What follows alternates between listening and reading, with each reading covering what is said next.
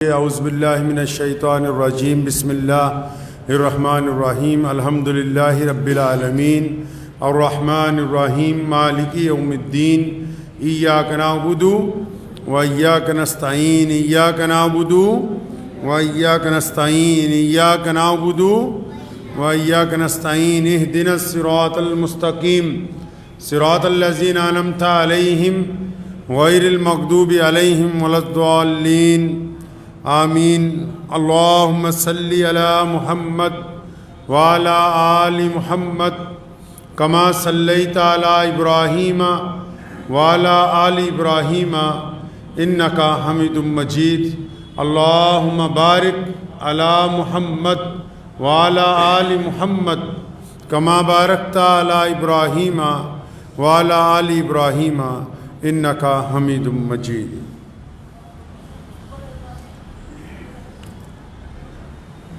فنا فی اللہ کی مظہر میں بقا کا راز مضمر ہے۔ فنا فی اللہ کی مظہر میں بقا کا راز مضمر ہے، جنہیں مرنا نہیں آتا انہیں جینا نہیں آتا۔ رمضان المبارک کی مقدس ساعتیں چل رہی ہیں اور رمضان المبارک کے ماشاءاللہ فضائل، قرآن پاک کی تلاوتیں، سحری اور افطاری کے بہترین کھانوں کا انتظامات تیزی سے ہو رہے ہیں۔ یہ بھی بتایا جا رہا ہے کہ زکوٰۃ وقت پر ادا کر دی جائے، فطرہ جو ہے اس کی بھی اقسام بیان ہو رہی ہیں۔ افطاری کروانے کا ثواب بھی پتہ لگ گیا ہے۔ سحری کی کیا برکت ہے اس کے اوپر بھی گفتگو ہو چکی ہے۔ ان تمام باتوں کے درمیان اگر کوئی ذکر رہ گیا بھی تو وہ پیارے نبی حضرت محمد رسول اللہ صلی اللہ علیہ وسلم کے جانب سے یوم فرقان یعنی کہ جنگ بدر کے اس دن کا ذکر ہے، جو رمضان المبارک میں سن 2 ہجری کے 17 رمضان المبارک کے دن وہ جو واقعہ پیش آیا ہے۔ بہت سارے لوگوں نے سوچا کہ رمضان تو صرف سحری کا نام ہے، ایک بہترین افطاری کا نام ہے۔ رمضان تو صرف راتوں کو اٹھ کے عبادت کرنے کا نام ہے۔ رمضان تو بس صرف ایک دوسرے کے ساتھ مصافحہ کرنے کا نام ہے۔ لیکن جب پیارے نبی حضرت محمد رسول اللہ صلی اللہ تعالیٰ علیہ وسلم کی تاریخ کو پڑھتے ہیں، محمد رسول اللہ کی سیرت کو پڑھتے ہیں، محمد رسول اللہ صلی اللہ علیہ وسلم کے کردار کو دیکھتے ہیں، محمد رسول اللہ کے عمل کو دیکھتے ہیں، تو پتہ یہ لگتا ہے کہ شدت کی گرمی کے رمضان میں، ایسے وقت میں جب محمد رسول اللہ صلی اللہ علیہ وسلم کے امن کو، چین کو، ان کے سماجک بھائی چارے کو، ان کی ویوستھا کو جب دشمن نے لگاتار تکلیف پہنچانی شروع کی، تو اسی رمضان المبارک میں کفر اور اسلام کے درمیان پہلی جنگ محمد رسول اللہ صلی اللہ علیہ وسلم نے لڑی ہے۔ جنگ بدر کلمہ لا الہ الا اللہ محمد الرسول اللہ کی تکمیل کرتی ہے۔ 2 جنگیں بڑی اہمیت رکھتی ہیں اسلام میں، ایک جنگ بدر اور ایک جنگ احد۔ یہ دونوں اول کلمہ لا الہ الا اللہ محمد رسول اللہ کی مظہر ہیں۔ انہوں نے سکھایا کہ کلمے کے پہلے جز کا کیا معنی ہے اور کلمے کے دوسرے جز کا مطلب کیا ہے۔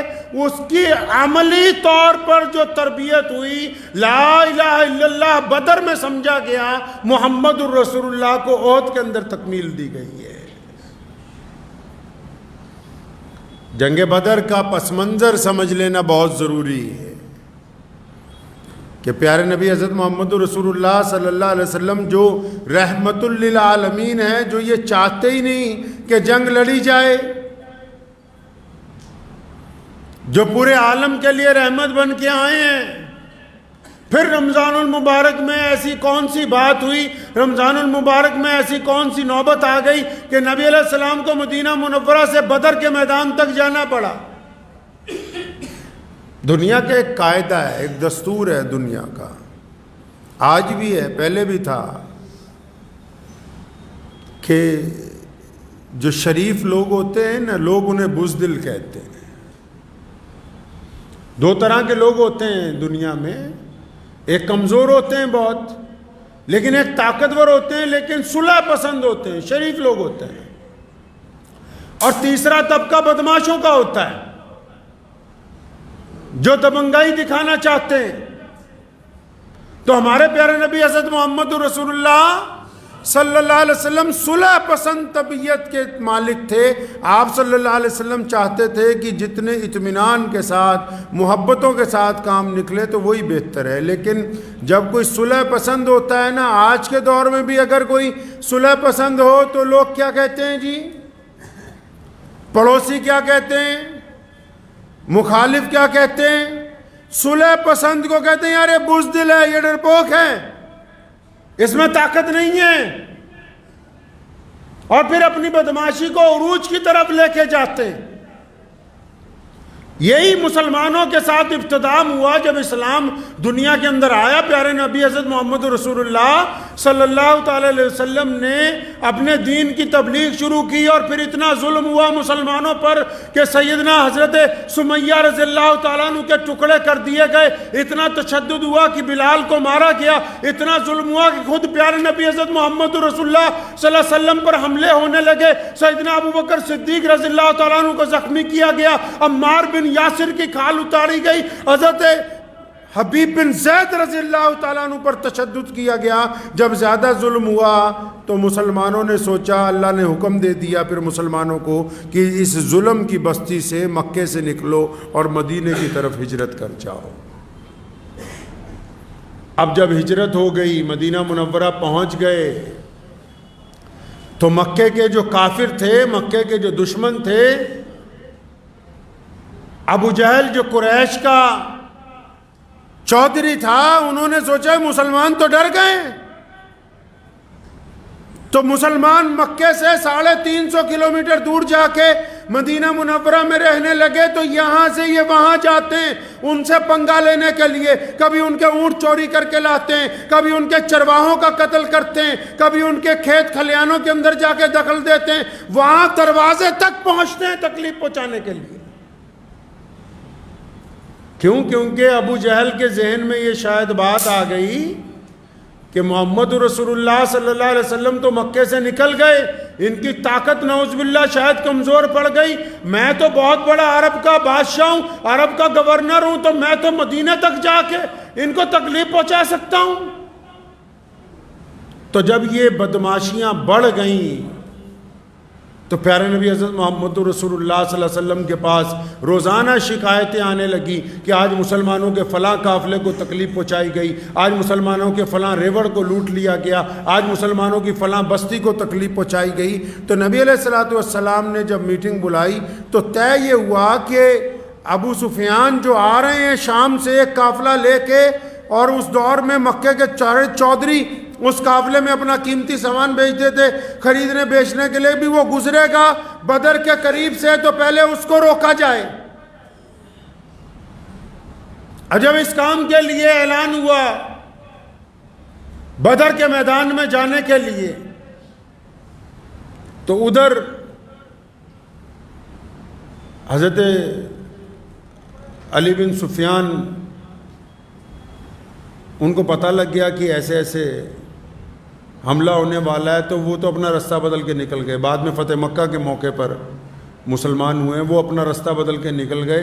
لیکن جب ابو جہل کو پتہ لگا کہ نبی علیہ السلام ہمارے قافلے کو روکنے والے ہیں، تو اس نے تو مکے میں بہت بڑا شور مچا دیا۔ جو گھمنڈی ہوتے ہیں نا، ان کو گھمنڈ ہوتا ہے اپنی طاقت پر، قوت پر، اپنی دولت پر، اسلحے پر، ساز و سامان پر، اس نے تو بڑی ادھم مچا دی پوری بستی میں کہ مسلمانوں کی کیسے ہمت ہو سکتی ہے، یہ حق تو ہمارا ہے کہ ہم ان کو لوٹیں، ان کو ماریں، ان کا قتل کریں، ان کی کیسے ہمت ہو گئی کہ یہ ہمارے کسی قافلے کو روکنے کی بات کریں۔ اس نے 1000 کا لشکر، جو 1000 گھوڑ سوار تھے، 1000 ساز و سامان والے، اسلحے والے لوگ، 1000 لوگ جو تھے بہترین جنگجو تیار کر لیے۔ کہتا نہیں ہم جائیں گے اس بار مسلمانوں کا مقابلہ کرنے کے لیے، ہم مسلمانوں کو مار کے آئیں گے۔ اب نبی علیہ الصلوۃ والسلام کو اطلاع مل گئی کہ مکے کے دشمن ابو جہل کے ساتھ 1000 طاقتور لوگ، ساتھ میں ان کے ناچنے والی عورتیں، شراب کے بڑے بڑے ڈول، اور روزانہ بہترین باورچی جو ان کو بہترین کھانے کھلا رہے ہیں، وہ آ رہے ہیں اس کام کے لیے کہ نعوذ باللہ یہ مسلمانوں کی جو دین ہے، جس میں ابھی چند لوگ ہیں، ابتدائی مراحل ہیں، ان کے خلاف جا کے جنگ لڑی جائے اور ان کو ختم کر دیا جائے۔ جب نبی علیہ الصلوۃ والسلام کو پتہ لگا تو آپ صلی اللہ علیہ وسلم نے صحابہ کو عرض کیا کہ چلو ہم میدان بدر کی طرف جائیں گے، رمضان کے دن ہے۔ مسلمانوں، کئی تو ایسے مسلمان ہیں جی روزہ نہیں رکھ ہوندا، گرمی لگ رہی ہے۔ پیارے نبی حضرت محمد رسول اللہ صلی اللہ علیہ وسلم نے رمضان المبارک میں بدر کے میدان میں جو پہلے سے تپتا تھا، وہاں پر جا کے کفر کے خلاف پہلی جنگ لڑی ہے دنیا کی۔ یہ پہلی لڑائی ہے پوری دنیا کے کفر سے، اسلام کا پہلی جنگ ہے جو میدان بدر کے اندر لڑی گئی ہے۔ نبی علیہ الصلوۃ والسلام جب جانے لگے، صحابہ کو اکٹھا کیا، فرمایا کون کون ہے جو ساتھ دے گا؟ پتہ ہے کہ سارے ہی دیوانے ہیں، پروانے ہیں، پھر بھی سوال کیا کون ہے؟ ابو بکر کھڑے ہوئے، یا رسول اللہ میں حاضر ہوں، میرے ماں باپ حاضر ہیں، میری اولاد حاضر ہے، ہم تو آپ کے اوپر سارے ہی قربان ہیں۔ امیر المومنین حضرت عمر بن خطاب رضی اللہ تعالیٰ عنہ کھڑے ہوئے، یا رسول اللہ میں تو انتظار کر رہا ہوں کب موقع آئے تو اس ابو جہل کی گردن مروڑ دوں، یا رسول اللہ ہم حاضر ہیں۔ عمر بن خطاب چپ ہوئے تو مولا علی کرم اللہ وجہہ بولے، یا رسول اللہ میری تو تلوار کو زنگ لگ گیا، میں تو منتظر ہوں، انہوں نے بڑا ظلم کیا ہے ہم پر۔ جب یہ سارے بولنے لگے، جو لوگ مکہ مکرمہ سے رسول اللہ کے ساتھ آئے، تو نبی علیہ السلام نے فرمایا وہ بھی تو بولے نا جو ابھی تک چپ ہیں۔ انصار سمجھ گئے، جو مدینے میں رہنے والے مسلمان تھے وہ سمجھے کہ یہ نبی علیہ السلام کا اشارہ ہماری طرف ہے۔ حضرت مقداد رضی اللہ تعالیٰ عنہ کھڑے ہوئے، یا رسول اللہ کیا آپ کی مراد ہم سے جو مدینہ کے مسلمان ہیں، کیا آپ ہم سے بھی کچھ پوچھنا چاہتے ہیں؟ فرمایا ہاں تم بولو۔ فرمایا یا رسول اللہ جب آپ نکلیں گے ہم خشکی میں بھی آپ کے ساتھ لڑیں گے، ہم پانی پر بھی آپ کے ساتھ لڑیں گے، ہم دائیں بھی، ہم بائیں بھی، ہم آگے بھی، ہم پیچھے بھی، یا رسول اللہ ہم اپنی جان قربان کر سکتے ہیں، آپ کے کسی لفظ کو نیچے نہیں گرنے دیں گے۔ یا رسول اللہ مدینے کے تمام انصار جو ہیں وہ آپ کے ساتھ لڑیں گے انشاءاللہ تعالی۔ ایک اور صحابی انصاری کھڑے ہوئے، یا رسول اللہ فرمایا یا رسول اللہ وہ موسیٰ علیہ السلام کی قوم کہتی تھی نا کہ آپ لڑو آپ کا خدا لڑے، لیکن یا رسول اللہ میں نے سنا ہے کہ جن نظر نہیں آتے، دیو نظر نہیں آتے، جنات کی مخلوق نظر نہیں آتی، لیکن یا رسول اللہ جب آپ میدان جنگ میں نکلیں گے، آپ اگر کہہ دیں گے انسان تو انسان، ہم آپ کے کہنے پر جنات سے بھی لڑ جائیں گے، کیونکہ محمد رسول اللہ ہماری محبتوں کے محور ہیں، آپ ہیں تو ہم ہیں، آپ کے علاوہ یا رسول اللہ ہم کچھ بھی نہیں ہیں۔ جب یہ بات ہو گئی نا تو دو بچے آ گئے، ایک کا نام عمیر ہے، ایک کا نام سعد ہے۔ عمیر بن ابی وقاص رضی اللہ تعالیٰ عنہ اور سعد بن ابی وقاص، اب یہ دونوں کہنے لگے یا رسول اللہ ہم نے جانا ہے آپ کے ساتھ میدان بدر میں، یا رسول اللہ ہم بھی جائیں گے، دشمن 1000 سے زیادہ، ادھر نبی علیہ السلام کے کل دیوانے 313، ان 313 میں بھی سارے بڑے لوگ نہیں، عمیر اور سعد جیسے بچے بھی ہیں، اور آپس میں آج کل تو بچے اس لیے بعض حضرات اصرار کرتے ہیں کہ ہم بھی فلاں جگہ گھومنے جائیں. یہ دونوں بچے محمد رسول اللہ کے سامنے اس لیے اصرار کر رہے ہیں, پتہ ہے کہ سامنے جنگ ہے, پتہ ہے کہ ابو جہل سامنے آئے گا, پتہ ہے کہ عتبہ آئے گا, پتہ ہے کہ ولید جیسا ظالم آئے گا, پتہ ہے کہ ابو لہب ہوگا, پتہ ہے کہ اسامہ حضرت اللہ تعالیٰ عنہ کے اوپر ظلم کرنے والے لوگ سامنے آئیں گے, پتہ ہے کہ بڑے بڑے بدماشوں نے آنا ہے. لیکن یہ بچے آگے آ کر کہہ رہے ہیں یا رسول اللہ ہم بھی میدان جنگ میں جائیں گے. ایک بھائی کو اجازت دے دی, حضرت عمیر کو, 7 کو روکا, فرمایا تو چھوٹا ہے تو نہیں جائے گا. اب جن کو کہا چھوٹا ہے تو نہیں جائے گا تو وہ بہت اصرار کرنے لگے, نہیں یا رسول اللہ مجھے آپ لے کے چاہیں. جانا کہاں ہے جی, جانا کہاں ہے؟ شہادت دینے کے لیے جانا ہے. جانا کہاں ہے؟ کسی دعوت میں نہیں جانا ہے.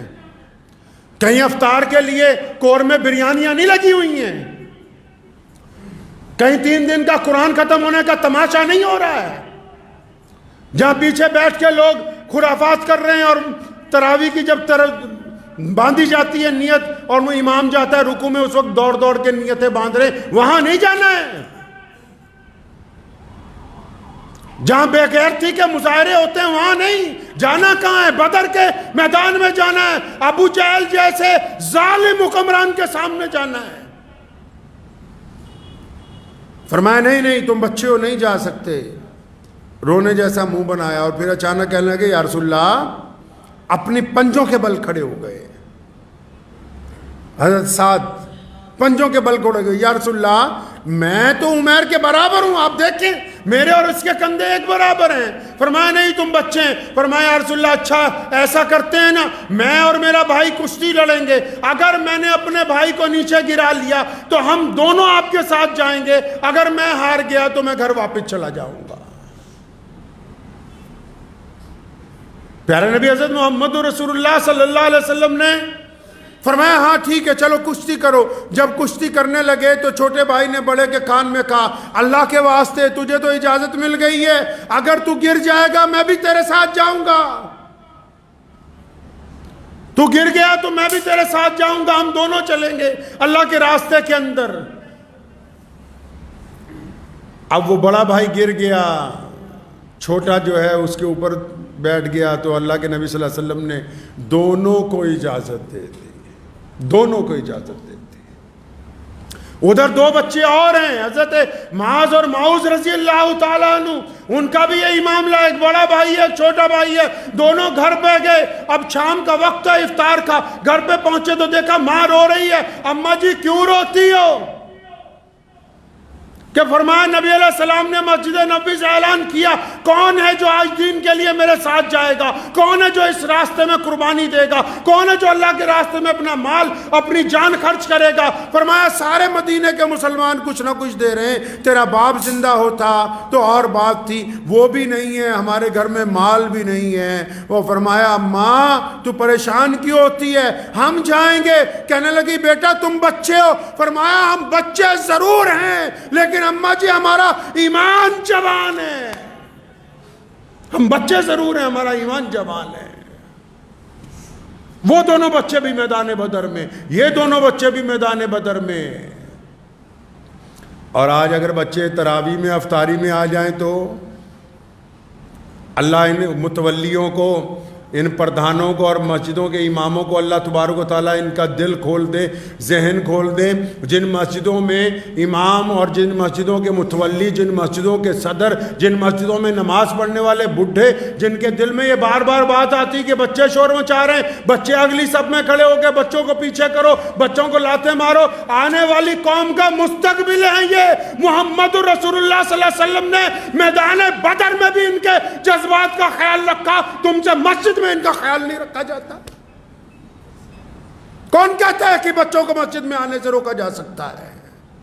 کیا انتظامات کیے رمضان المبارک کی مقدس ساعتوں میں؟ یہ جو باہر سے آنے والے بچے ہیں ان کے لیے کیا تم نے بہترین کوئی کھلونے لا کے رکھے, کوئی بہترین چیز لا کے رکھی, کوئی ایسی قاعدے لا کے رکھے, کوئی بہترین کتابیں لا کے رکھی؟ کیا ان کو چاکلیٹ دیتے ہو؟ کیا ان کو بہترین افطار کراتے ہو؟ کیا ان سے کلمات سنتے ہو؟ کیا ان کے ساتھ بیٹھ کے کچھ دین کی, کچھ محبت کی باتیں کرتے ہو؟ یہ آنے والا مستقبل ہے, یہ مسلمانوں کے امام ہیں, ان میں مسلمانوں کے لیڈر ہیں, ان میں مسلمانوں کے مجاہد ہیں. ان میں مسلمانوں کے قائد موجود ہیں، ان میں مسلمانوں کی اقتصادی مدد کرنے والے ہونہار موجود ہیں، قدر ہی کوئی نہیں کہ مسجد تک آ رہے ہیں تم ان کی خدمت کر سکو۔ بالکل حیرت کی بات ہے کہ جی بچے جو ہیں مسجد میں آ کے شور مچا رہے ہیں۔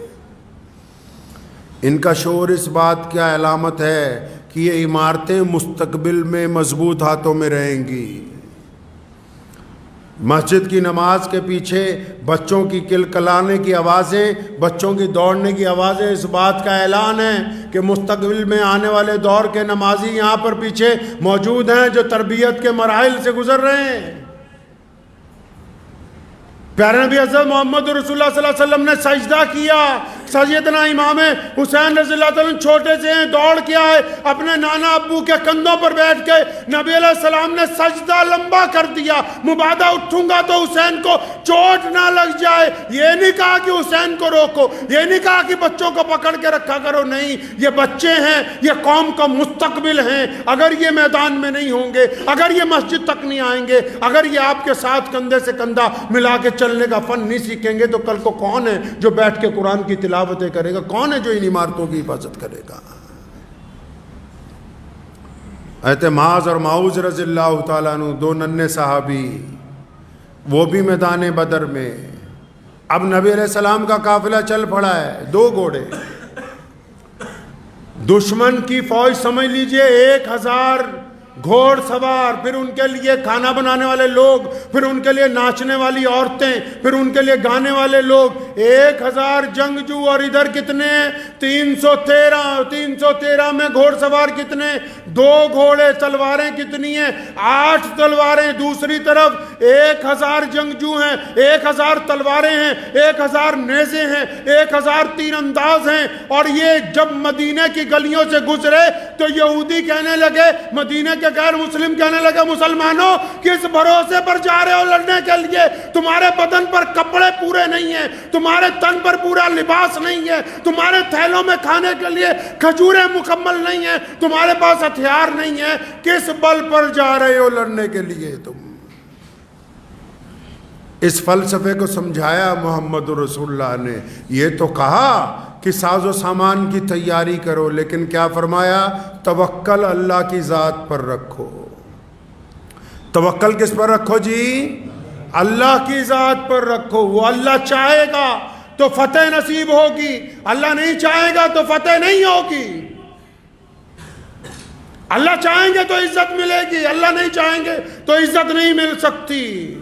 اب جب یہ 313 کا لشکر، جن کے پاس سواریاں نہیں ہیں، جن کے پاس تلواریں نہیں ہیں، انہوں نے کھجور کی ٹہنیاں توڑ رکھی ہیں، لکڑیاں ہاتھ میں پکڑی ہوئی ہیں۔ اب یہ جب 313 کا لشکر میدان بدر میں پہنچا، آج اگر آپ بدر میں چلے جائیں، ابھی آج اگر آپ بدر کے میدان میں چلے جائیں تو گرمیوں کی شدت کے دور میں آپ صرف اگر بدر کے میدان کو دیکھنے کے لیے جائیں گے نا تو اتنی تپتی ہوئی ریت ہے کہ آپ چند لمحے سے زیادہ وہاں کھڑے نہیں ہو سکتے، آج اگر چلے جائیں آپ۔ جبکہ کتنی سہولتیں ہیں، بہترین گاڑیاں ہیں، بہت بڑی مسجد بنی ہوئی ہے اس جھونپڑی کی جگہ جو محمد رسول اللہ نے وہاں، محمد رسول اللہ صلی اللہ علیہ وسلم کے لیے جو جھونپڑی بنائی گئی، وہاں آج بہت بڑی مسجد موجود ہے۔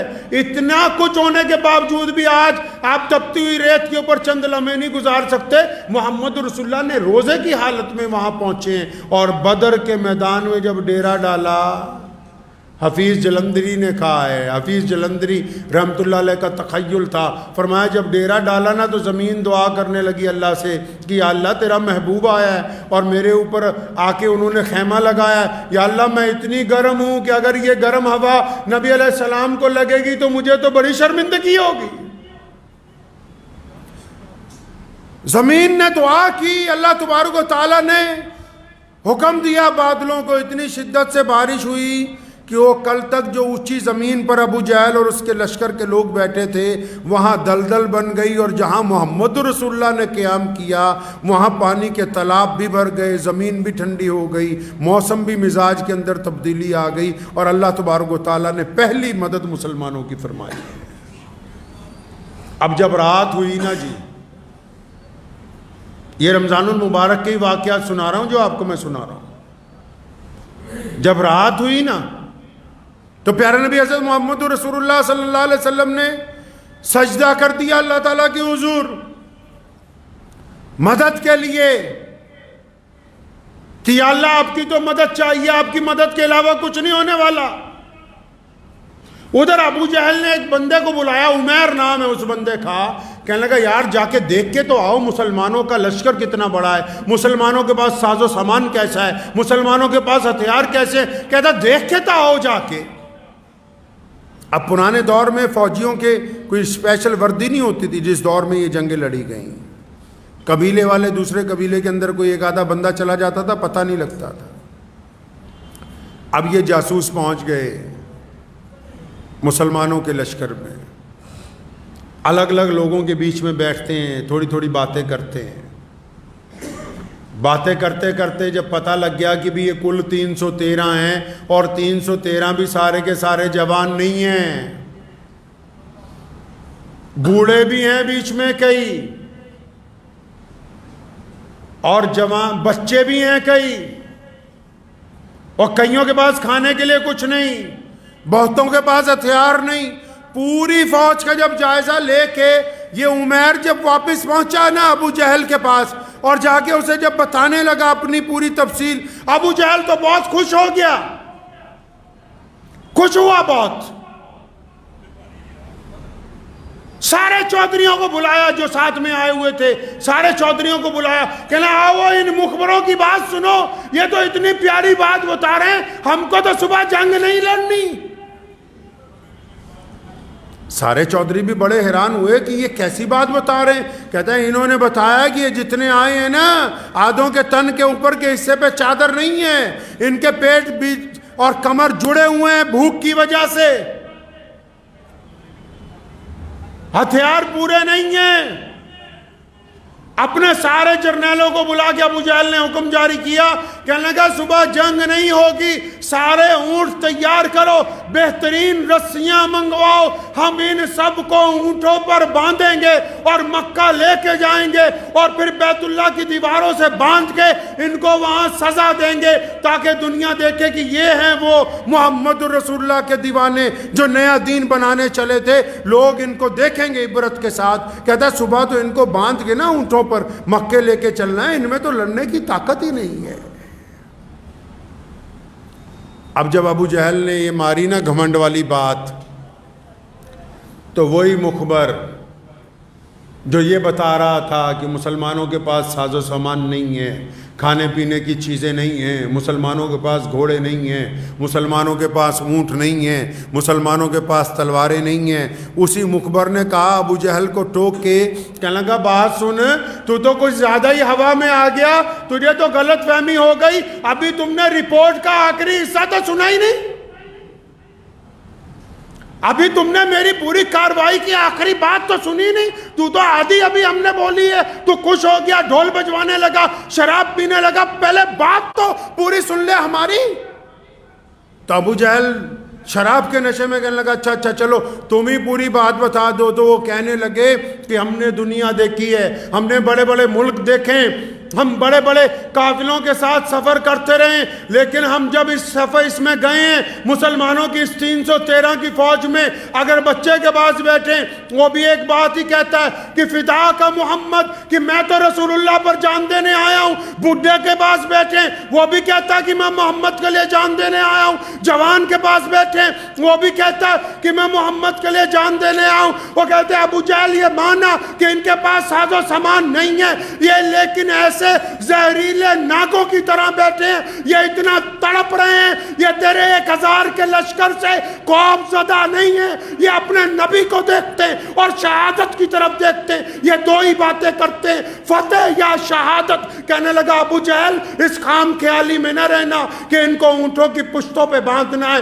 ہم تجھے ان کے جذبے کو دیکھ کر یہ مشورہ دیتے ہیں کہ آج کی رات اگر تو اپنی جان بچا کر بھاگ سکتا ہے تو بھاگ جا، ورنہ ان مسلمانوں سے تجھے دنیا کی کوئی طاقت بچانے والی نہیں ہے۔ نعرہ تکبیر، نعرہ تکبیر، ختم نبوت، نعرہ تکبیر۔ اب جب ابو جہل نے یہ بات سنی نا تو بڑی فکر ہوئی، تو کہنے لگا کوئی نہیں، صبح جب جنگ ہوگی تب دیکھیں گے، صبح جب جنگ ہوگی تب دیکھیں گے۔ ادھر محمد رسول اللہ کو دیکھ لیں، محمد رسول اللہ اس جھونپڑی میں سجدہ کیا ہوا ہے، ساری رات کے پہر گزر رہے ہیں، نبی علیہ السلام کبھی سجدے میں جاتے ہیں، کبھی بیٹھ جاتے ہیں، اور بار بار دعا ہے کہ اللہ آپ نے کہا تھا کہ میں تیری مدد کروں گا۔ اور ایک بڑی تاریخی بات نبی علیہ السلام نے اس دعا کے دوران کہی، فرمایا الہی اب تک جو میں نے محنت کی ہے وہ ساری کی ساری آج بدر میں موجود ہے، اب تک جو میں نے دین پہنچایا ہے وہ سب کے سب لوگ بدر میں موجود ہیں۔ نبی علیہ السلام نے دعا میں یہ بات کہی کہ یا اللہ یہ کل 313 مسلمان ہیں اس روئے زمین کے اوپر، کل 313، یا اللہ یہ 313 تیرے نام پر بدر میں لے کے آ گیا، سامنے 1000 سے زیادہ کا چاق و چوبند لشکر ہے اور سب کے پاس اسلحہ ہے، ہمارے پاس صرف 8 تلواریں ہیں، لیکن یا اللہ ان 313 کو لے آیا ہوں، آج اگر یہ 313 ہلاک ہو گئے، آج اگر یہ 313 باقی نہ رہے تو مولا کریم قیامت تک تیرا نام لینے والا بھی اس زمین پر کوئی نہیں ہوگا۔ لکھا ہے محدثین نے نبی علیہ السلام کی آنکھوں سے اتنے آنسو جاری ہوئے، اتنے آنسو جاری ہوئے کہ سیدنا ابو بکر صدیق رضی اللہ تعالیٰ عنہ جو رسول اللہ کے دوست ہیں، جو غار کے بھی ساتھی ہیں، جو آج روضہ مبارک میں بھی نبی علیہ السلام کے ساتھی ہیں، ابو بکر صدیق رضی اللہ تعالیٰ عنہ جب بہت دیر دیکھتے رہے تو نبی علیہ السلام کے اوپر آپ صلی اللہ علیہ وسلم کے ساتھ انہوں نے جپھی ڈالی، نبی علیہ السلام کے ساتھ لپٹ گئے اور فرمایا یا رسول اللہ اٹھیں، یا رسول اللہ اللہ کی مدد آ گئی ہے، اللہ کی مدد آ گئی۔ پیغام ملا کہ جبریل علیہ السلام کو خود کسی فرشتہ کو آج تک جنگ میں نہیں بھیجا گیا، یہ محمد رسول اللہ صلی اللہ علیہ وسلم ہے کہ اللہ کا حکم ہوا کہ جبریل آج تم بھی جنگ کا ساز و سامان پہن کے میرے نبی کے لیے اترو۔ جبریل آ گئے نا، 5000 فرشتے بھی آ گئے، میرے محبوب نے بات نہیں مانی، فرمایا یا اللہ تو نے تو یہ کہا تھا کہ اے محمد صلی اللہ علیہ وسلم جب آپ نکلیں گے تو میں بھی ساتھ ہوں گا، فرمایا یا اللہ آپ کا ساتھ چاہیے، انی معاکم۔ اللہ نے پھر کہا کہ میرے محبوب آپ غم نہ کریں، اب میں بھی آپ کے ساتھ ہوں۔ اور پھر جب اللہ کسی کے ساتھ ہو جائے، جب خدا کسی کی مدد کرنے پر آ جائے، جب رب العالمین کسی کی مدد کے لیے آ جائے، کائنات نے جس کو ایشور کا نام دیا، جس کو پنجابی میں مکال پرک کہتے ہیں، جب خدا خود کسی کی مدد کے لیے راضی آ جائے تو پھر سامنے جتنی سے مرضی بڑی طاقتور فوج آ جائے۔ پیارے نبی حضرت محمد رسول اللہ کہ صلی اللہ علیہ وسلم نے جب صبح کو صفیں باندھیں، دشمن ڈھول بجا رہا ہے، چیخ رہے ہیں، چنگھاڑ رہے ہیں، ادھر نماز کے ساتھ مدد مانگی، قرآن پاک کی تلاوت کے ساتھ مدد مانگی، ادھر رمضان المبارک میں اللہ تبارک و تعالیٰ کو کی گئی دعاؤں کے ساتھ مدد مانگی۔ جب صفیں بند گئی نا تو سیدنا عبد الرحمن بن عوف رضی اللہ تعالیٰ عنہ فرماتے ہیں کہ نبی علیہ السلام نے مجھے بلایا، فرمایا عبد الرحمن یہ 2 بچے ہیں، معاذ اور معوذ، یہ ذرا چھوٹے ہیں، ایک کی عمر 13 سال ہے، 13-14 سال ہے، دوسرا 15-16 سال کا ہے، فرمایا یہ آ تو گئے ہیں ضد کر کے میدان میں، آ گئے ہیں لیکن ہیں تو یہ بچے ہی نا۔ اچھا ایسے موقع پر جب 313 کو تو مدد چاہیے، لوگ چاہیے، اسلحہ چاہیے، تو 2-3 دن پہلے ایک صحابی حضرت حذیفہ بن یمان رضی اللہ تعالیٰ عنہ کہیں سے آ رہے تھے، انہیں راستے میں ابو جہل اور اس کے ساتھی مل گئے، وہ باہر سفر سے آ رہے تھے، انہیں علم نہیں تھا بھی حالات اس وقت کیا ہیں، مدینے کو جا رہے ہیں، تو انہوں نے راستے میں کفار نے روک لیا، کہاں جا رہے ہو؟ فرمایا مدینہ منورہ جا رہے ہیں۔ کہنے لگا اچھا تم ہمارے خلاف لڑنے تو نہیں جا رہے؟ مشرکین نے انہیں کہا ہمارے خلاف لڑنے تو نہیں جا رہے؟ فرمایا نہیں ہم تمہارے خلاف لڑنے تو نہیں جا رہے۔ اچھا وعدہ کرو کہ ہمارے خلاف لڑو گے تو نہیں؟ کہ بھائی ہم کوئی لڑائی کی بات ہی نہیں ہے، چاہے تم وعدہ لے لو۔ اب جب یہ بدر میں پہنچے تو پتہ لگا جنگ تیار ہے، 313 صحابی صرف، جس میں بچے بھی ہیں بوڑھے بھی ہیں۔ اب یہ دونوں نبی علیہ السلام کے پاس پہنچے، یا رسول اللہ وہ تو ہمیں راستے میں کفار نے روک لیا تھا، راستے میں کسی منزل کے اوپر، وہ ہم سے انہوں نے چال بازی کے ساتھ وعدہ لے لیا، ہمارے لیے کیا حکم ہے؟ فرمایا جب تم نے وعدہ کر لیا ہے تو اب تم اس جنگ میں ان کے خلاف مت لڑنا۔ ارے ایسی جنگ جس میں ایک ایک تنکے کی ضرورت ہو۔ صحابہ نے کہا یا رسول اللہ وہ کفر والے ہیں، وہ غیر مسلم ہیں جن کے ساتھ وعدہ کیا ہے۔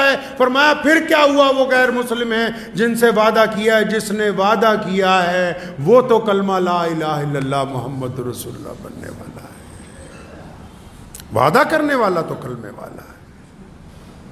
اب یہ دونوں بچے جو حضرت عبد الرحمن بن عوف کے ذمہ لگا دیے کہ ان دونوں بچوں کا دھیان رکھنا، بھائی کیا کرنا ہے جی، ان کو بچا کے رکھنا ہے، کوئی ان کو مار نہ دے۔ اب یہ ایک بچہ دائیں کھڑا ہے، ایک بچہ بائیں کھڑا ہے۔ اب دونوں بچوں کو عبد الرحمن بن عوف رضی اللہ عنہ فرماتے کہ میں نے یہ سوچا کاش میرے دائیں بائیں دو جنگجو جوان ہوتے اور پھر میں بھی جوہر دکھاتا، میں بھی ان کو بتاتا کفار مکہ کو کہ کس طرح تم نے ہم پہ ظلم کیے ہیں، آج حساب کا دن ہے۔ تو فرماتے ہیں کہ اتنی دیر میں ادھر سے معاذ نے ادھر نے معوذ نے دونوں نے اپنی گردن آگے نکالی اور آنکھوں ہی آنکھوں میں کوئی مشورہ کیا، آنکھوں ہی آنکھوں میں مشورہ کیا۔ مشورہ کر کے دونوں ایک ساتھ پوچھتے ہیں چچا وہ ابو جہل کون ہے ان میں سامنے جو دشمن کھڑے ہیں؟ ہم نے سنا وہ ہمارے پیارے نبی حضرت محمد رسول اللہ صلی اللہ علیہ وسلم کے خلاف بری باتیں کرتا ہے مکے میں بیٹھ کے، تو چچا یہ جو سامنے دشمن نظر آتے ہیں ان میں ابو جہل کون سا ہے؟ عبد الرحمن بن عوف فرماتے ہیں رضی اللہ تعالیٰ عنہ، فرمایا میں نے ابو جہل کو دیکھا وہ اپنی فوجوں کے آگے آگے ان کی ترتیب میں کچھ کر رہا تھا، تو میں نے انگلی کے اشارے سے دونوں بچوں کو دکھایا کہ وہ دیکھو سامنے وہ جو ایک سردار اپنے گھوڑے کے اوپر اکڑ کے ساتھ چل رہا ہے کہ وہی ابو جہل ہے۔ فرمایا بس ابھی اشارہ ہی کیا تھا تو یہ دائیں بائیں سے ایسے دوڑے ہیں جیسے کمان میں سے تیر چھٹ جاتا ہے،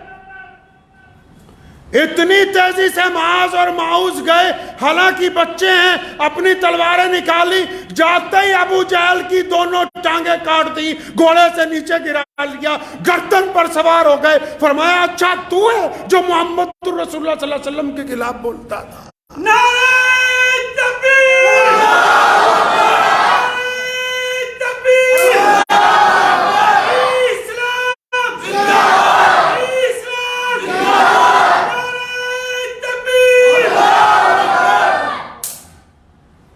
ابو جہل کی ٹانگیں کٹتے ہی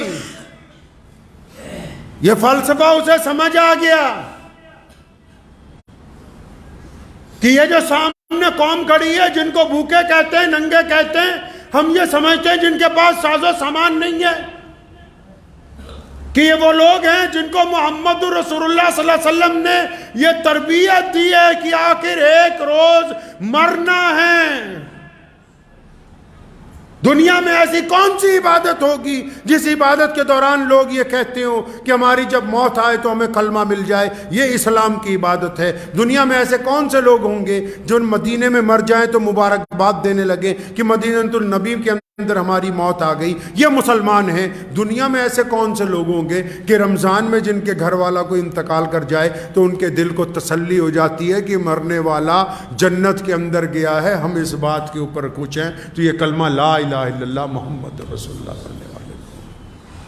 خالد بن ولید رضی اللہ تعالیٰ نے لکھا تھا رومی جرنیل کو، کسی شرابی سے ملیے گا آپ کبھی، اب تو پوری دنیا میں بہت مل جاتے ہیں، شرابی کو رات کو 2 بجے بھی کہو نا فلاں جگہ چلنا ہے شراب پینے کے لیے تو چاہے کچھ کھائیاں پار کر کے جانی ہو تیار ہو جائے گا، جان سے زیادہ شراب سے پیار ہوتا ہے شرابی آدمی کو۔ رومیوں نے جب مسلمانوں پر حملہ کیا، خالد بن ولید نے بس اتنا لکھا، انہوں نے لکھا تھا کہ کچھ ساز و سامان لے لو، ہمارا لشکر کئی لاکھ ہے، اپنی جان بچاؤ اور بھاگ جاؤ۔ خالد بن ولید رضی اللہ عنہ نے لکھا تھا، فرمایا جس طرح تم شراب کو عزیز سمجھتے ہو اس طرح کلمہ لا الہ الا اللہ محمد رسول اللہ پڑھنے والے لوگ اپنی موت کو عزیز سمجھتے ہیں۔ ابو جہل نیچے گر گیا. عطا اللہ شاہ بخاری رحمۃ اللہ علیہ فرمایا کرتے تھے تھا تو کافر لیکن بزدل نہیں تھا. جب اس کی گردن اتارنے لگے نا، ایک بڑے صحابی کو بلا کے لائے، جب گردن اتارنے لگے پتہ کیا کہنے لگا؟ کہنا تھوڑی نیچیوں کٹیو، تھوڑا نیچے سے کاٹنا کہنے لگا. مکے میں چھوا چھوت بہت تھی نا، برادریواد بہت تھی. تو حضور صلی اللہ علیہ وسلم کے اس صحابی نے پوچھا اچھا نیچے سے کیوں؟ فرمایا جب گردنیں رکھی جائیں گی نا تو میری گردن کچھ اونچی ہو، پتہ لگے کسی سردار کی گردن ہے. عطا اللہ شاہ بخاری رحمت اللہ علیہ فرمایا کرتے تھے تھا تو کافر لیکن یہیں کر کے تو نہیں نہ مرا، بزدل تو نہیں تھا.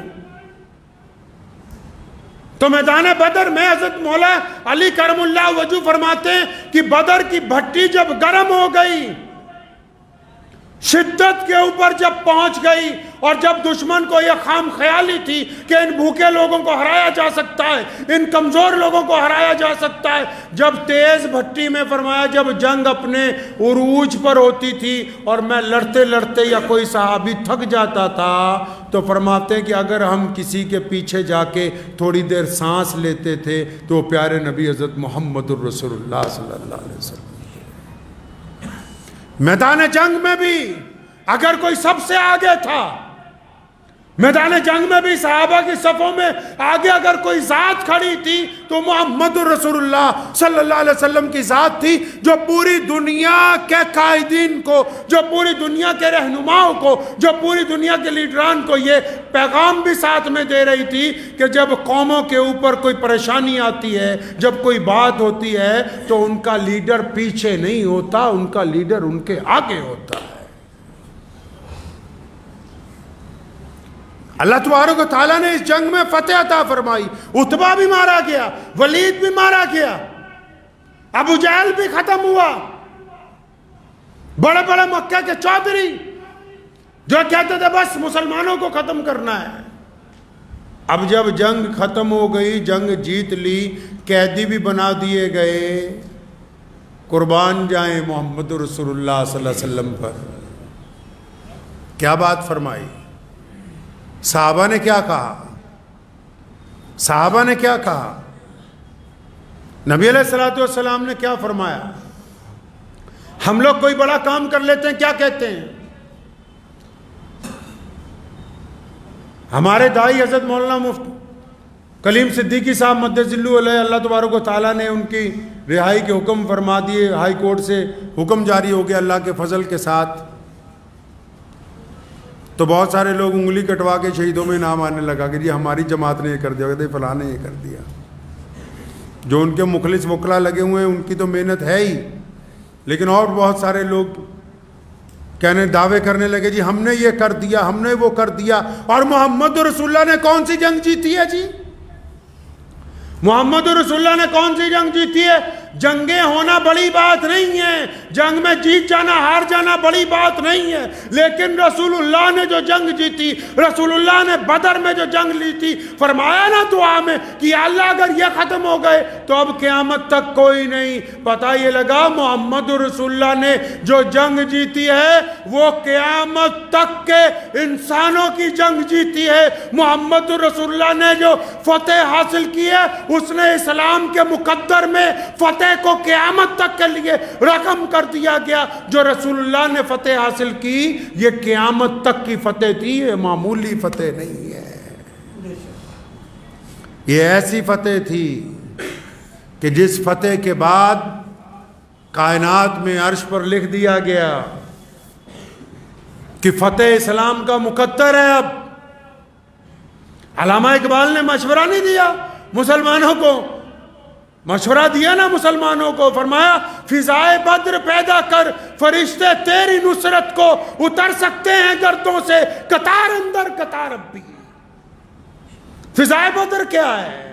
فضائے بدر میں اتفاق ہے، فضائے بدر میں حلال روزی ہے، فضائے بدر میں جذبہ ہے، فضائے بدر میں آپس میں محبتیں ہیں، فضائے بدر میں اونچ نیچ نہیں ہے، فضائے بدر میں کندھے سے کندھا جڑا ہوا ہے، فضائے بدر میں محمد رسول اللہ کی اطاعت ہے، فضائے بدر میں اللہ پر توکل ہے. اگر بدر کی فضا پیدا ہوگی تو اللہ تبارک و تعالیٰ نصرت عطا فرمائیں گے. اگر فضا ہی نہیں ہے تو نبی علیہ الصلوۃ والسلام نے کیا کہا جی جب اللہ نے فتح دے دی؟ اللہ نے جب فتح دے دی کیا کہہ دیا نبی علیہ السلام نے؟ آج کل جو لوگ ہیں وہ کیا کہتے ہیں؟ پلاننگ بہت اچھی تھی جی، ہم نے کام ہی بہت اچھا کیا، سیٹنگ بڑی بڑھیا تھی. یہ جنگ تو چھوڑو، یہ بریانی کھا لینا تو بعد میں اسی کی تعریفیں کرتے رہتے ہیں. اللہ معاف فرمائے، میں ایک دفعہ دہلی جانا ہوا، ہمارے ہاں بچپن سے یہ مزاج نہیں. ہمارے والد شیر اسلام مولانا حبیب الرحمان صاحب لدھیانوی رحمۃ اللہ علیہ اور دادا حضرت مولانا مفتی محمد احمد لدھیانوی رحمۃ اللہ علیہ نے ساری زندگی یہ سمجھایا کہ عزت کی روٹی کیسی ہوتی ہے، عزت کی زندگی کیسی ہوتی ہے. محمد رسول اللہ نے فرمایا اللہ تعالیٰ کو طاقتور مومن پسند ہے، کمزور نہیں. تو ایک دفعہ دہلی جانا ہوا تو شادی کے بعد تو 20-25 لوگ بیٹھے، تو وہ ماشاءاللہ آدھا گھنٹہ بریانی کی تعریف ہو رہی ہے، نہاری کی تعریف ہو رہی ہے، نان کھتائی کی تعریف ہو رہی ہے. اتنا وقت ہے تمہارے پاس؟ اتنا وقت ہے کہ کھانوں کی تعریف کے اوپر 2-2 4-4 گھنٹے صرف ہو رہے ہیں. سحری اسی میں ہو رہی ہے، ساری رات گزار دی اسی میں کہ کمال کر دیا جی، مزہ بہت آ گیا، یہ ہو گیا وہ ہو گیا. اللہ اکبر. کام کیا عطا فرمایا، کرنا کیا تھا، پہنچ کہاں پر گئے ہیں. کوئی بریانی کھانا سنت ہے؟ نہاری کھانا سنت ہے؟ قورمے کھانا سنت ہے؟ نبی علیہ الصلوۃ والسلام نے رمضان میں فاقے نہیں کیے؟ نبی علیہ السلام نے اپنا پیٹ کاٹ کر دوسروں کو کھانا مہیا نہیں کروایا؟ جن کو امامت دی گئی پوری دنیا کی، وہ محلے کی امامت کے اوپر ہی لڑ رہے ہیں آپس میں ایک دوسرے کے خلاف. جن کو پتہ ہی نہیں کہ جنگ بدر کا فلسفہ یہ نہیں ہے کہ آپ ہر جگہ لڑتے پھرو. جنگ بدر کا فلسفہ یہ ہے کہ عزت سے زندگی گزارنا اسلام کا دستور ہے، وقار کے ساتھ زندگی گزارنا اسلام کا شعار ہے. جنگ بدر یہ پیغام دیتی ہے نبی علیہ السلام نے اس لیے جنگ لڑی کیونکہ ابو جہل اور اس کے حواری چاہتے تھے کہ پوری دنیا کے اندر ظلم کا بول بالا ہو. وہ یہ چاہتے تھے کہ عبادت گاہ میں امیر اور غریب اکٹھے نہ آئے. وہ یہ چاہتے تھے کہ مظلوم اور بڑا اور چھوٹا، کالا اور گورا ایک صف میں نہ کھڑے ہوں. بدر کے میدان کی جنگ اس لیے ہوئی کیونکہ وہ ظلم کے پرستار تھے. بدر نے یہ پیغام دیا، اور وہ جو قومیں اپنے شہیدوں کو بھول جائیں وہ زندہ رہتی، جو اپنے شہداء کو بھول جائیں، جو اپنے بزرگوں کو بھول جائیں، اپنے اکابرین کو بھول جائیں، اپنے بڑوں کو بھول جائیں، وہ قومیں زندہ رہتی. جن کو صرف کھانے پینے کی اشیاء یاد رہیں، جو قومیں صرف کھانے پینے پر لگی رہیں، ان کو دنیا میں کوئی یاد نہیں کرتا. سیدنا ابو بکر صدیق رضی اللہ تعالیٰ عنہ آج ہر دل میں اس لیے کیونکہ انہوں نے قربانی دی ہے. بلال رضی اللہ تعالیٰ عنہ جیسا غلام آج مسلمانوں کے سر کے تاج اس لیے کیونکہ محمد رسول اللہ کی پیروی کی ہے. تو اتنا وقت لگا دیا کہ بہترین کھانوں پر کوئی ذکر ہی نہیں کہ کون پڑھ رہا ہے کون نہیں پڑھ رہا، کوئی ذکر ہی نہیں کہ کون مظلوم ہے کون نہیں ہے. سارا دستور میخانہ بدلا ہوا ہے پورے کا پورا. نبی علیہ السلام کو میدان کے اندر جب فتح ہوئی کیا کہا؟ آج جب مولانا کلیم صاحب متجلو کو ضمانت مل گئی، لوگ کیا کہہ رہے ہیں، جماعتیں کیا کہہ رہی، محمد رسول اللہ میدان بدر میں کیا کہتے ہیں؟ دونوں کی بات میں زمین آسمان کا فرق ہے. شیطان نے کیا کہا؟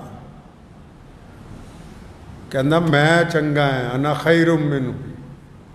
شیطان نے کیا کہا؟ اللہ نے فرمایا نا سجدہ کر، فرمایا نہیں یا اللہ میں. ہم کیا کہتے ہیں؟ ہماری پلاننگ بہت اچھی تھی جی، ہمارا کام بڑا اچھا تھا. نبی علیہ السلام نے کیا فرمایا؟ جب بدر میں فتح اللہ نے دے دی، جب اللہ تعالیٰ نے فتح عطا فرما دی تو پیارے نبی حضرت محمد رسول اللہ صلی اللہ علیہ وسلم سجدے میں جھک گئے، صحابہ اکرام نے سجدے شکر ادا کیا، اور ایک ہی بات رسول اللہ نے کہی، وہی صحابہ نے کہی، فرمایا ہمارے رب نے ہم کو فتح عطا فرمائی ہے، ہمارے رب کی مدد سے ہم ان کے اوپر غالب آ گئے ہیں، اگر ہمارے اللہ کی مدد ہمارے ساتھ نہیں ہوتی تو دنیا کی کوئی طاقت ہمیں فتح نہیں دے سکتی تھی۔ ساز و سامان تو طے نہیں کرتے، ساز و سامان نے تو آج بھی طے نہیں کیا، آج بھی دنیا کی سپر پاور ماتھا ٹیک کے گئی ہے زمین کے اوپر۔ ساز و سامان نہیں طے کرتے کہ کس کو عزت ملے گی، بندے کا اپنے رب کے ساتھ تعلق طے کرتا ہے، تعلق طے کرتا ہے، لوگوں کی دعائیں طے کرتی ہیں۔ سلطان صلاح الدین ایوبی رحمۃ اللہ علیہ نے جب بیت المقدس کو فتح کر لیا نا، تو فرانس کے بادشاہ نے کئی لاکھ کا لشکر جمع کیا تھا، کس لیے کہ فوراً بیت المقدس پہ واپس قبضہ کر رہا ہے، اور سلطان کو جب پتہ لگا، لگاتار 20 سال سے جنگ لڑ رہا تھا، بڑا پریشان ہوا۔ کچھ اللہ والے بھی موجود تھے، ساری رات خیمے میں سنت سے، نبی علیہ السلام کی سنت کے مطابق، اقرا ایک شہر ہے فلسطین کے پاس، ساحل سمندر کے پاس، ساری رات دعائیں کرتا رہا، روتا رہا کہ اللہ تیری مدد چاہیے۔ تو صبح کو جب فجر کی نماز پڑھی، کچھ اللہ والے ملے، فرمایا وہ اتنا بڑا لشکر آ رہا ہے، ہم 20 سال سے جنگ میں ہیں، اس وقت میں نے فوجیوں کو چھٹی پر بھی بھیج دیا، اتنا بڑا لشکر آ رہا ہے۔ اور اللہ والوں نے کندھے پہ ہاتھ رکھ کے کہا کہ صلاح الدین وہ لشکر تو ڈوب گیا، لشکر ڈوب گیا انگریزوں کا۔ کہ حضرت کیا بات کرتے ہو؟ فرمایا تو ساری رات خیمے میں آنسو نہیں بہاتا رہا؟ فرمایا ہاں میں اپنے رب کے آگے مناجات کرتا رہا ہوں، اپنے رب کے آگے روتا رہا ہوں۔ فرمایا ہاں وہ میں نے دیکھا تیرے آنسوؤں کے اندر وہ لشکر ڈوب گیا۔ اتنی دیر میں ساحل سمندر سے ایک کشتی لگتی ہے، اس میں سے مخبر اترتے ہیں اور آتے ہی سلطان کو سلام کر کے کہتے ہیں سلطان مبارک ہو، وہ جو لشکر تمہاری طرف بڑھ رہا تھا، رات سمندر میں طوفان برپا ہوا، وہ تمام جہاز آپس میں ٹکراتے رہے اور اس حد تک ٹکرائے ہیں کہ پورے کا پورا انگلستان کا لشکر اس سمندر کی تہ میں اتر گیا، اب تیرے خلاف یہاں آنے والا کوئی نہیں ہے۔ پلاننگ کسی کی نہیں چلتی، یاد رکھو۔ اسلام دشمن طاقتوں کو بھی کہتا ہوں، اسلام کی تاریخ پڑھیں، محمد رسول اللہ کے ساتھ 313 تھے، اور وہ 313 نے بدر میں فتح حاصل کی، تب یہ مسجد بنی ہے۔ اگر ہم بدر کا میدان نہ جیتتے تو آج ہم کلمہ لا الہ الا اللہ محمد رسول اللہ پڑھنے والے نہ ہوتے۔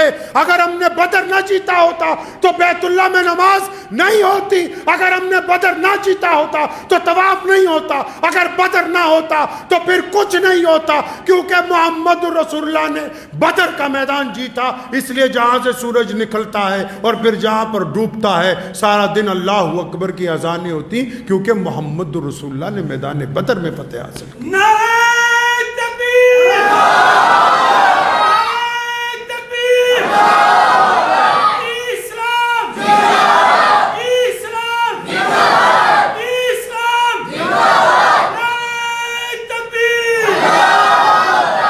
میدان بدر کے واقعات آپ کو اس لیے سنائیں کہ جو قومیں اپنے شہداء کو بھول جاتی ہیں ان کا وجود نہیں رہتا ہے۔ بدر کے شہداء اسلام کی عمارت کی بنیاد کی اینٹیں ہیں۔ میدان بدر کے شہداء اسلام کی عمارت کی بنیاد کی اینٹیں ہیں۔ اللہ تبارک و تعالیٰ نے عزت عطا فرمائی ہے، اور کبھی ذہن میں نہ یہ بات رکھنا، آج بھی بہت ساری جگہ فسادات ہو جاتے ہیں، بہت سارے لوگ اکٹھے ہو جاتے ہیں، جو لوگ زیادہ تعداد میں اکٹھے ہوتے ہیں وہ سمجھتے ہیں کہ ہم نے فتح حاصل کر لی۔ کوئی تعداد کسی پر فتح حاصل نہیں کر سکتی، کوئی تعداد کسی پر فتح نہیں کر سکتی۔ بس یہ ہے کہ ہم سچے سچے صاف ستھرے مسلمان بننے کی کوشش کریں، انشاءاللہ تعالی بنیں گے انشاءاللہ۔ رمضان میں روزے بھی رکھیں، اپنے معاملات بھی کریں۔ اسلام نے کہا ہے اچھا مسلمان وہ ہے جو روزہ رکھ کے اپنے معاملات نپٹاتا ہے، یہ نہیں بس روزہ رکھ کے سو جاؤ، بس روزہ رکھ کے چگلیاں کرتے رہو، روزہ رکھ کے گپے مارتے رہو، نہیں، روزہ رکھ کے جو رزق حلال لاتا ہے وہ مرد کلندر ہے۔ کلندر وہ تھوڑی ہوتا ہے جس نے زیادہ تسبیحاں پہن لی، زور زور سے کے اندر اللہ اللہ کر رہا ہے زور زور سے، وہ نہیں کلندر۔ کلندر وہ ہے جو روزہ رکھ کے بھی رزق حلال بھی کماتا ہے، خود بھی کھاتا ہے، دوسروں کو بھی کھلاتا ہے، وہی کلندر ہے جو خود بھی بانٹتا ہے، دوسروں کو بھی بانٹنے کی تلقین کرتا ہے۔ تو وقت بھی ہو گیا ہے، دعا کیجئے کہ اللہ تبارک و تعالی رمضان المبارک کی ان ساتوں میں، یہ بدر کے دن چل رہے ہیں، یہ بدر کے دن چل رہے ہیں رمضان المبارک میں، اور یہ دوسرا عشرہ ہے، اللہ تبارک و تعالیٰ سے مغفرت مانگ لیں، اللہ تبارک و تعالیٰ کو راضی کر لیں، اور اللہ راضی ہونا ہے ہمارے عمل سے انشاءاللہ تعالیٰ، کریں گے انشاءاللہ، ہمارے عمل سے اللہ تعالیٰ راضی ہوں گے۔ دعا کریں کہ اللہ تعالیٰ مجھے بھی اور آپ سب کو بھی ان باتوں پر عمل کی توفیق عطا فرمائے۔ وآخر الدعوانا الحمدللہ رب العالمین۔